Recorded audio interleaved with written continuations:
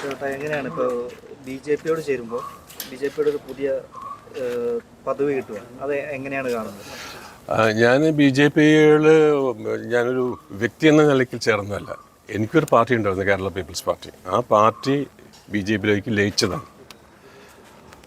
2004 എൻ്റെ പാർട്ടി ആരംഭിച്ചത്. 2021 ഞാൻ ബി ജെ പിയുമായിട്ട് ലയിച്ചു. അപ്പോൾ ഞാൻ മാത്രം ബി ജെ പിയിൽ വന്നതല്ല, എൻ്റെ കുറേ നല്ല പിള്ളേരുണ്ട്, നല്ല പിള്ളേരാണ്. അവരൊക്കെ ഈ മോഡി ഭക്തന്മാരാണ്, മനസ്സിലായില്ലേ? ഞാനും ഒരു മോഡി ഭക്തനാണ്.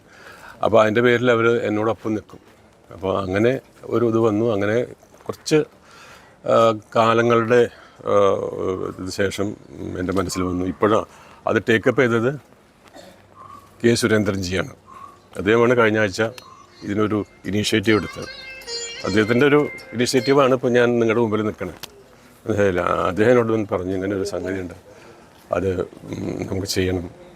ഞങ്ങളിങ്ങനെ ഉപാധ്യക്ഷൻ എന്ന സ്ഥാനം ഞങ്ങൾ ദേവൻജിക്ക് തരാൻ പോവുകയാണെന്ന്. അപ്പോൾ ഞാൻ പറഞ്ഞു അത് ചെയ്യാം, ഞാനത് അക്സെപ്റ്റ് ചെയ്തു. ഞാൻ പറഞ്ഞു അങ്ങയുടെ ഓഫർ ഞാൻ അക്സെപ്റ്റ് ചെയ്യുന്നു. അങ്ങനെ ഇന്ന് രാവിലെ എന്നെ ഒന്നുകൂടി വിളിച്ചിട്ട് പറഞ്ഞു ഞങ്ങളത് അനൗൺസ് ചെയ്യാൻ പോവാണ്, ഓക്കെ ആണോ എന്ന് ചോദിച്ചു. ഞാൻ പറഞ്ഞു ഓക്കെയാണ്. അങ്ങനെയാണത് വന്നത്. അപ്പോൾ ഞാൻ പറഞ്ഞത് നല്ല ഒരു പ്രവർത്തനം ബി ജെ പി ഇവിടേക്ക് കാണിക്കാൻ പറ്റിക്കഴിഞ്ഞാൽ നല്ലൊരു മാറ്റം ഇവിടെ ഉണ്ടാക്കാൻ പറ്റുമെന്നാണ് എൻ്റെ ഒരു വിജയം, എൻ്റെ ഒരു വിശ്വാസം. അപ്പോൾ അതേപോലെ ഞാൻ പറഞ്ഞല്ലോ, ഇപ്പോൾ ഒരുപാട് പോസിബിലിറ്റീസ് ബി ജെ പിക്ക് ഉണ്ട്. ഇപ്പോൾ ഞാൻ ഈ ബി ജെ പിയിൽ ഒരു സ്ഥാനം ഏറ്റെടുത്തു എന്ന് പറഞ്ഞപ്പോൾ 4 ബിഷപ്പുമാരെന്നെ വിളിച്ചത് കുറച്ച് മുമ്പ്. ദീപികയിലത്തെ എം ഡി എന്നെ വിളിച്ചു, ദീപിക എം ഡി. പിന്നെ അവരെ 2 ബിഷപ്പുമാർ, പിന്നെ ക്ലാനായ സഭയില്ലേ അവിടുത്തെ 2 ബിഷപ്പുമാരെന്നെ വിളിച്ചു. അപ്പോൾ അവരതിൻ്റെ പ്രാധാന്യം, അവരെ എൻ്റെ അടുത്ത് സാധാരണ ഇൻട്രാക്ട് ചെയ്യുന്നവരാണ്. അവരൊക്കെ എന്നോട് പറയുന്നത് ഞങ്ങളിപ്പോൾ ഒരു കൺഫ്യൂഷനിലാണ്, ഞങ്ങൾക്ക് മോഡിജിയുടെ കാര്യങ്ങൾ താല്പര്യമുണ്ട്, പക്ഷെ ഞങ്ങൾക്ക് ഒന്ന് അപ്രോച്ച് ചെയ്യാനുള്ള ഒരു ആൾ ഇല്ല, അത് ദേവനാവണം എന്നാണ്. ഞാൻ ഇപ്പോൾ 2-3 ആഴ്ച മുമ്പായിരുന്നു ആ മീറ്റിംഗ് ഉണ്ടായിരുന്നു. അവരുടെ ദീപികയുടെ 137-ാം വാർഷികം ഉണ്ടായിരുന്നു. ആ സമയത്താണ് എന്നെ ഇവിടെ ആദരിച്ചു. ഞാൻ ആലോചിച്ചു, ദീപിക പോലെയുള്ള പത്രം, അതുപോലെ ഈ കാത്തലിക് സഭ എന്നെ ആദരിക്കേണ്ട ഒരു കാര്യം, ഞാൻ അത്ര വലിയൊരു ആളല്ല. പക്ഷേ കേരളത്തിൽ ഞാൻ ഏതാണ്ട് 38 വർഷത്തോളം സിനിമയിൽ അഭിനയിച്ച ആളാണ്, 4 ഭാഷയിൽ അഭിനയിച്ചതാണ്. എനിക്ക് കേരളത്തിലെ ഒരു ആദരവ്, ഇതേപോലെ ഒരു ആദരവ് കിട്ടുന്നത് ആദ്യമായിട്ട്. പിന്നെ തമിഴ്നാട്ടിലും തെലുങ്ക് ദേശമൊക്കെ ഏറ്റവും നല്ല വില്ലൻ അവാർഡ് 2 പ്രാവശ്യം തമിഴ്നാട്ടിലും 3 പ്രാവശ്യം തെലുങ്കിലും എനിക്ക് കിട്ടിയിട്ടുള്ളതാണ്. പക്ഷേ മലയാള സിനിമയിൽ എനിക്ക് അങ്ങനെയൊന്നും കിട്ടിയിട്ടില്ല, അത്രയേ ഉള്ളൂ. അപ്പോൾ അങ്ങനെയുള്ള ഒരു പോസിബിലിറ്റി ഉണ്ടല്ലോ ഈ കാത്തലിക് സഭ, ദീപിക പോലുള്ള പത്രങ്ങൾ.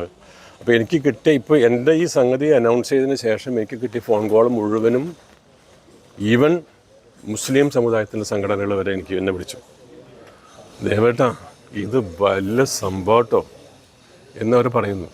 അപ്പോൾ അത് നമ്മൾ മുതലാക്കണം ബി ജെ പിക്ക് വേണ്ടിയിട്ട്. അത് മുതലാക്കാനായിട്ട് എന്നെക്കൊണ്ട് സാധിക്കും, എന്നെക്കൊണ്ടേ പറ്റൂ, കാരണം ഒരു വിശ്വാസമില്ല. അതായത് ഈ നടനായിട്ടുള്ള ദേവൻ്റെ കോൺട്രിബ്യൂഷൻ നമുക്കറിയാം, ഇത്രയും കാലം കൊണ്ട് നമുക്കറിയാം. ഇപ്പോൾ രാഷ്ട്രീയക്കാരനായ ദേവൻ ബി ജെ പിയിലൊക്കെ എന്താണ് കോൺട്രിബ്യൂട്ട് ചെയ്യുന്നത്, പ്രതീക്ഷിക്കുന്നത് എന്താണ്? ഞാൻ പറഞ്ഞ ജനങ്ങൾ തമ്മിലുള്ള അകൽച്ചയുണ്ട്. ഇപ്പോൾ ഈ കേരളത്തിലെ ഏറ്റവും വലിയ പ്രശ്നം എന്താണെന്നറിയോ? ഒരു മതം വേറൊരു മതത്തിന് ഇഷ്ടമില്ല, ആ മതം വേറൊരു മതത്തിന് ഇഷ്ടമില്ല. അപ്പോൾ എൻ്റെ ഒരു ദൗത്യം ഈ മതങ്ങൾ തമ്മിലുള്ള ഒരു ബ്രിഡ്ജാണ്, ഒരു പാലം. അവരുടെ ആകാംക്ഷകൾ, അവരുടെ സംശയങ്ങൾ തീർക്കാനായിട്ട് ഞാൻ വിചാരിച്ചാൽ നടക്കും. അവർക്ക് കാലാകാലങ്ങളിൽ ഉണ്ടാക്കിയിട്ടുള്ള മീഡിയ ആൻഡ് ഓപ്പോസിഷൻ പാർട്ടികളിൽ ഉണ്ടാക്കിയിട്ടുള്ള ഒരു മാനസികമായ അടിമത്തമുണ്ട്. ബി ജെ പിയും RSSും ഭീകരന്മാരാണെന്നുള്ള ഒരു തെറ്റായ ധാരണ ഉണ്ട്. അതിനെ മാറ്റാനായിട്ട്, ആ ഒരു ഫിയറിനെ, ആ അപകടത്തെ മാറ്റാനായിട്ട് എൻ്റെ അഭിപ്രായത്തിൽ BJP RSSോ ശ്രമം നടത്തിയിട്ടില്ല. അന്ന് ഞാൻ മോഹൻ ഭഗവത്ജിയായിട്ടൊരു മീറ്റിംഗ് ഉണ്ടായിരുന്നു, എനിക്ക് ഓർമ്മയുണ്ടായിരുന്നു.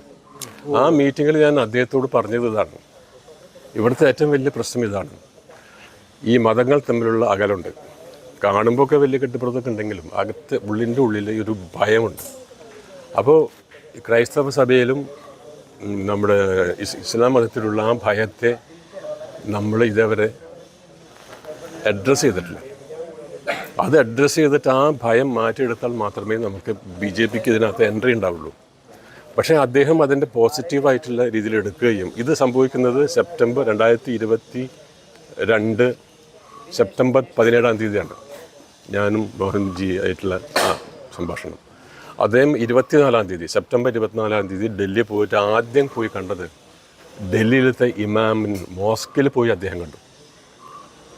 അപ്പോൾ എനിക്ക് തോന്നുന്നത് ഞാൻ അദ്ദേഹത്തോട് സൂചിപ്പിച്ച ആ ഒരു സത്യമാണെന്ന് അദ്ദേഹത്തിന് തോന്നിക്കാണും. അതുകൊണ്ടായിരിക്കും അതിന് അല്ലാണ്ട് 1925 രൂപീകരിച്ച RSSന് ആദ്യമായിട്ടാണ് RSSൻ്റെ ഒരു ചീഫ് ഒരു ഇമാമിനെ അങ്ങോട്ട് പോയി കാണുന്നത്. ആ മാറ്റമുണ്ട്. ആ മാറ്റം മീഡിയ വരെ കാര്യമായിട്ട് എടുത്തില്ല. അത് മീഡിയയുടെ ഒരു പൊളിറ്റിക്സാണ്. അതുപോലെ തന്നെ BJPയും RSSും അതിനെ ഒന്നും ഉപയോഗിച്ചില്ല. അദ്ദേഹം ഒരു സ്റ്റേറ്റ്മെൻറ്റ് ഇറങ്ങിയിട്ടുണ്ടായിരുന്നു.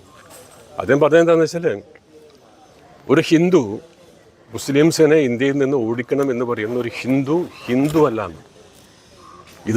ഇതെൻ്റെ വാക്കല്ല, മോഹൻ ഭഗവത്ജിയുടെ ഒരു സ്റ്റേറ്റ്മെൻറ്റാണ് ഒരു 4-5 വർഷങ്ങൾക്ക് മുമ്പ്. ഒരു Hindu who wants to send all Muslims from India is not a Hindu എന്ന് ആരാ പറയുന്നത്? മോഹൻ ഭഗവത്ജി, RSSൻ്റെ ഏറ്റവും ടോപ്പ് ലീഡർ. അതിനെ ഫോളോ അപ്പ് ചെയ്യാൻ നമുക്ക് കഴിഞ്ഞില്ല. അതിനെ ഫോളോ അപ്പ് ചെയ്യാനാണ് എൻ്റെ ദൗത്യം കേരളത്തിലോട്ട് വരുമ്പോൾ അപ്പോൾ കേരളത്തിലെ ഭരണം എല്ലാം തികഞ്ഞതാണെന്നാണ് പിണറായി വിജയൻ സർക്കാർ അവകാശപ്പെടുന്നത്. അപ്പോൾ നിങ്ങൾ എങ്ങനെയാണ് അതിനെ വിലയിരുത്തുന്നത്? എല്ലാം തികഞ്ഞതാണെന്ന് മാത്രമല്ല, അദ്ദേഹം എല്ലാം തകർച്ചയിലാണെന്ന് പറയുന്നുള്ളൂ. അദ്ദേഹത്തിൻ്റെ കാര്യങ്ങൾ. അപ്പോൾ